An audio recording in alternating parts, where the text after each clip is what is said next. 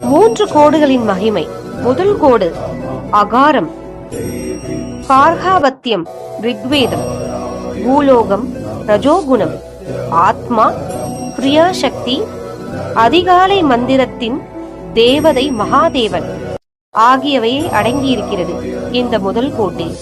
இரண்டாவது கோடு உகாரம், தட்சிணாக்கினி, ஆகாயம், யஜுர்வேதம், சத்வகுணம், பகல் நேர மந்திர தேவதை, இச்சாசக்தி, அந்தராத்மா, மகேஸ்வரன் ஆகியோர் இதில் உள்ளனர்.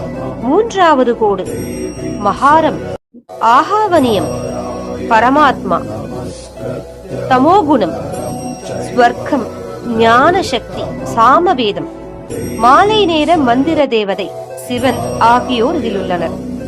இத்தனை மகிமை பொருந்திய சிவச்சின்னமான திருநீற்றை நம் நெற்றியில் பூசி சிவசிவா என்று அனுதினமும் ஜெபித்துக் கொண்டே இருப்போம்.